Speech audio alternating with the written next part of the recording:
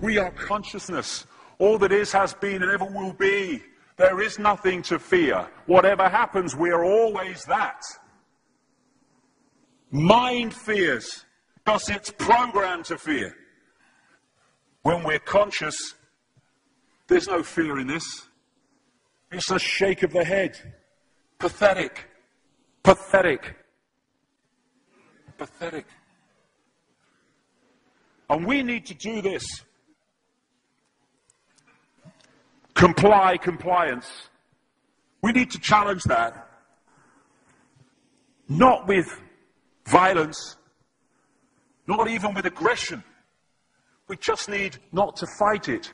We need to walk away, because without our acquiescence, it cannot survive. You know, when you look at a pyramid, we've been manipulated to believe the power in a pyramid is at the top. It ain't. The top of the pyramid is there because the rest of the pyramid's holding it up. We're holding this whole thing together. There's this story I told many years ago of a British comedian called Larry Grayson, who died. I kind of knew him vaguely, and not closely, but vaguely. And I went to his memorial service in Covent Garden, and this other comedian did this tribute to his life in which he read out this story that Larry Grayson had told him.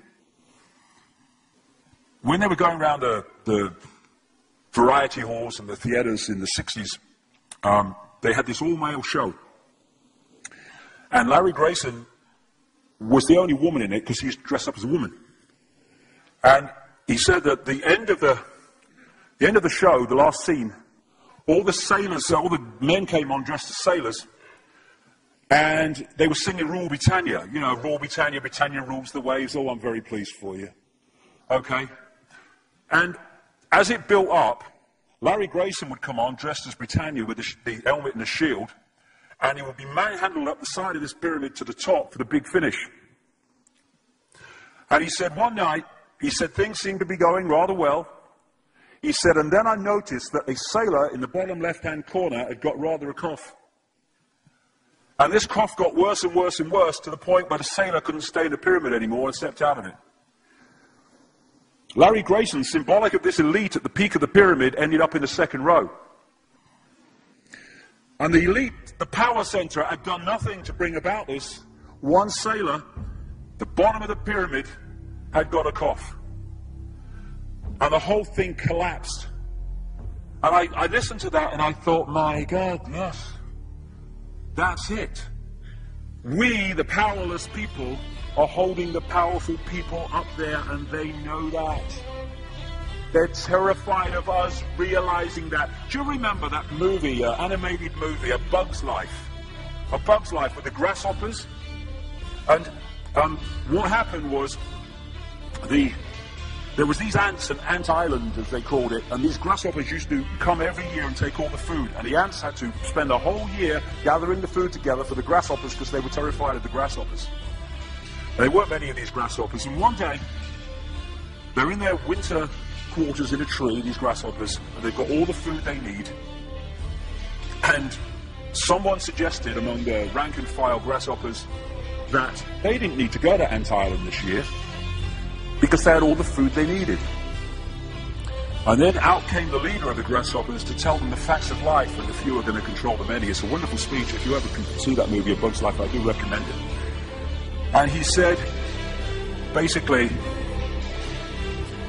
they outnumber us 100 to 1.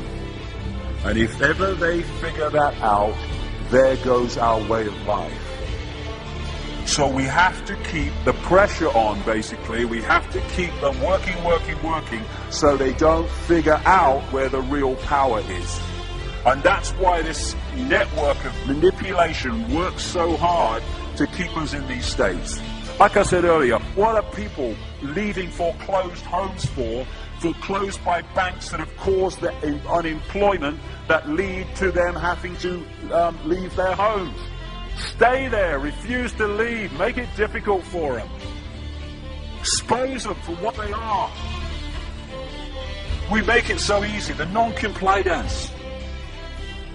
No longer will we just do it because we're told to do it. Is it just? Is it right? Okay, I'll do it. Is it unjust? Is it not right? I ain't doing it.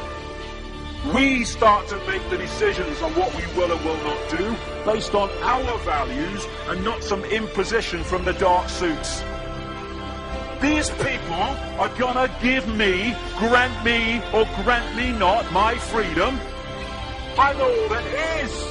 You can't grant me freedom. No one can grant me freedom. I am freedom. It's what I am.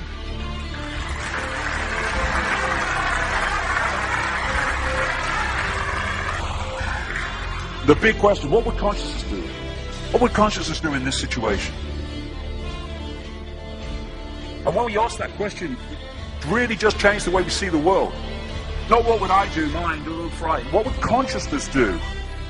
You know, this is a great line. If it's not right, don't do it. If it's not true, don't say it. And what would transform this world overnight is if we started doing what we knew to be right in the situations we face, instead of what we think is right for us in the moment. Not what are the consequences for me, or what's the best thing for me, how do I get the best deal out of this? What is right? What is just in this situation? If we started making decisions based on that, the world would transform overnight. These are very simple things. If we want a world of peace, then we need to be peaceful. We don't need to fight for it. We just need to be peaceful, and we'll bring that about. If we want a world of kindness, we need to be kind, and then it will naturally unfold. We don't fight for kindness. As Martin Luther King said, it's a wonderful saying, piece of oratory. Cowardice asks the question, is it safe? Expediency asks the question, is it politic? Vanity asks the question, is it popular? But consciousness asks the question, is it right? And there comes a time when one must take a position that is neither safe, nor politic, nor popular, but one must take it because it is right. And when enough of us do that, what is right will manifest by definition. And we're in this position now where this vibrational change, this energetic change is taking place, where we can start cracking these eggshells, where we can start becoming the full magnitude of who we are, where we can be consciousness in the now, using mind to experience this reality instead of being governed by it, turning the key to let consciousness in. We're being offered this opportunity now. No longer can we say we didn't realize who we are, we didn't know we could do that. I was kind of waking up one day, and I saw this earth imprisoned, and I saw this big lock and a key going in and being turned. I went on the internet just very shortly afterwards. I was looking for a picture, not this one, and that's what I saw. The picture I'd just seen in my half kind of sleep. And that's what we're being offered the chance to do now, to turn the master key called becoming conscious that will bring an end to this. It's being given to us, we just need to take it. And to take it, we need to say enough. Enough of being enslaved by these people, enough of being enslaved by our manipulated ignorance, enough of being enslaved by the fear of being who we are.